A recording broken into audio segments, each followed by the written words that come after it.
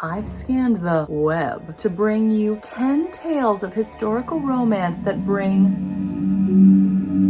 What was that? 10 tales of historical romance that bring both the swoony and the spooky. Hi, my name's Bea, and welcome to my channel, Mama Needs to Read Romance. I feel maybe a little creeped out this spooky season.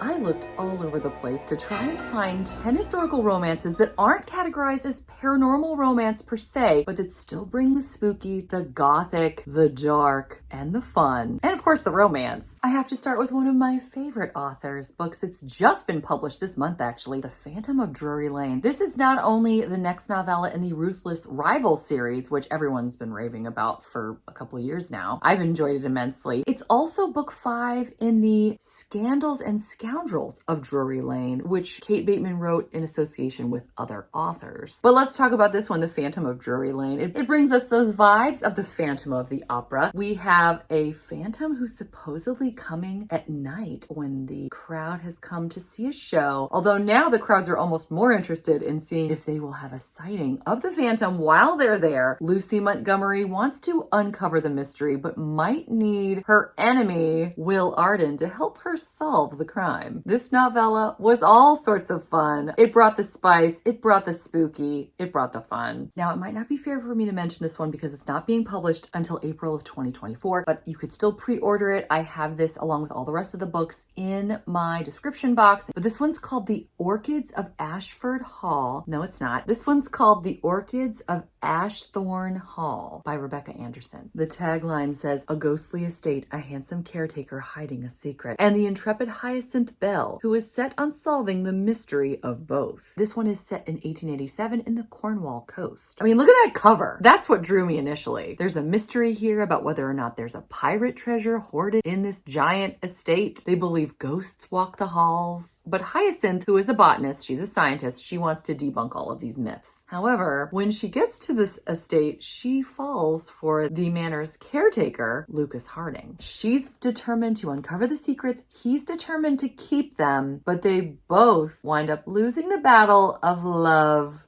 That doesn't make sense. They both wind up falling for each other in the process. It's set in autumn, and it would be so nice if it was coming out this autumn, but alas, it is coming out next April. Alas.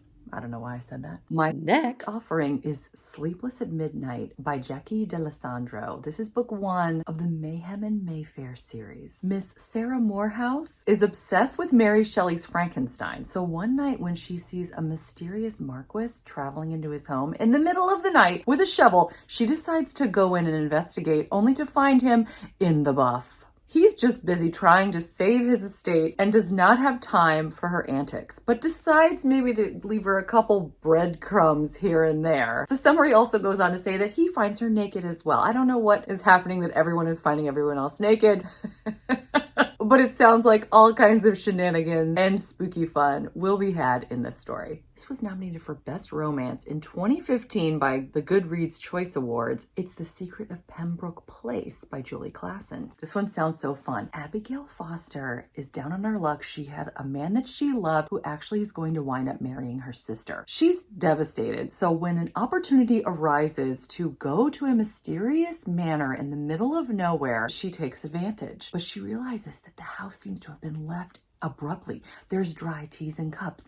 There's a dollhouse that just been played with and then left in the middle of play. It's very creepy. Apparently, too, there's a bedroom that has treasure in it, but she's been warned not to look for that bedroom. Soon, she starts receiving letters mysteriously that are addressed to her, giving her clues about the house. There's even a chance for love, of course, right? I mean, look at my channel. I wouldn't be doing my job if I didn't say there's also romance, right? Anyway, this looks like all kinds of spooky fun. I feel like the tagline says it all for this one. The Widow of Rose House, written by Diana Biller. It says, a young widow restores a dilapidated mansion with the assistance of a charming, eccentric genius, only to find the house is full of dangerous secrets in this effervescent Gilded Age debut novel. Love this too. It's set in New York City. The house is actually in Hyde Park, and they say the heroine is intrepid and resilient. She's trying to solve the mystery of this house. Apparently it's dark and sad, and our hero, who is a professor of science, is the only one who can help her do it. So this looks really intriguing. This one looked fun. A Man of Many Talents by Deborah Simmons. We have a woman, Abigail, who is trying to get rid of the ghost who is in her house. There's only one man to do it. Again, we have a scientist. Again, his whole goal is to debunk the myth that he believes that is the ghost that's haunting this house. Reviews have stated that this book is smart, light, and funny, which sounds good to me.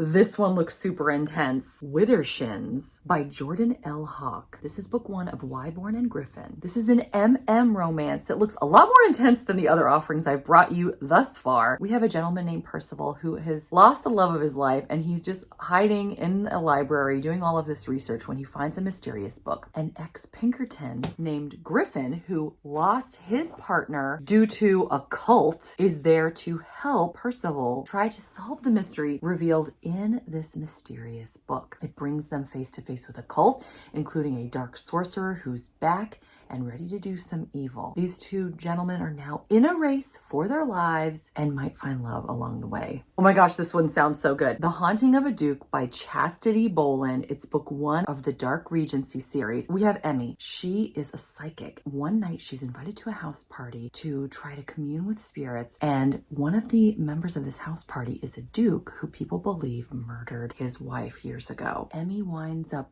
falling for this duke. He's the only one who can protect her when they start to uncover too much. This looks really interesting. Okay, I might be cheating here because this is 5 books in a series, but if you like Erica Ridley and you want to check these out, I'm just going to tell you the titles at least, just to whet your appetite to see if this might be your cup of tea. Erica Ridley has written 5 books in the Gothic love series. We have book 1, Too Wicked to Kiss, book 2, Too Sinful to Deny, book 3, Too Tempting to Resist, book 4, Too Wanton to Wed, and book 5, Too Brazen to Bite. Oh my gosh, this one looks so good too. I know I keep saying that. I made this list a while back and now I'm looking at them again and I'm like, oh my gosh, they're so good. This one is called The Mark of the Midnight Manzanilla, which is book 11 of the Pink Carnation series by Lauren Willig. We're in the middle of the season in the Ton. Sally Fitzhugh is over it, but you know what she's not over? Vampires. Recently in this story, there had been a novel published about vampires, and that's all that everyone can talk about. Now there's a rumor, by the way, that the Duke of Belliston is actually a vampire, so she brings it upon herself to determine if that's true. His name, by the way, is Lucian, which always is like a spooky name to me anyway. Sally and Lucian wind up banding together after a man is found in a garden with blood drained from his neck. They have to uncover the mystery together, and guess what, folks? Romance abounds. This looks like all kinds of fun. And for my honorable mention, I would be remiss if I didn't bring up Northanger Abbey by Jane Austen. If you're looking for a classic, if you haven't read this yet, it's a beautiful Regency era romance, but part of the fun is we have a heroine with an overactive imagination, and she spends quite a bit of this book trying to determine whether or not the father of her love is a murderer. And as I said, her active imagination makes it very spooky in certain points. It's a great book, and obviously if you are a fan of historical romances, Jane Austen is one not to be missed. Well, those were my offerings. I hope you found something that you can really enjoy this spooky season or any time of year. I hope you're doing well. I hope you're enjoying whatever it is that you're reading, whether it's scary or not. Until next time, thanks so much. Take care. Bye.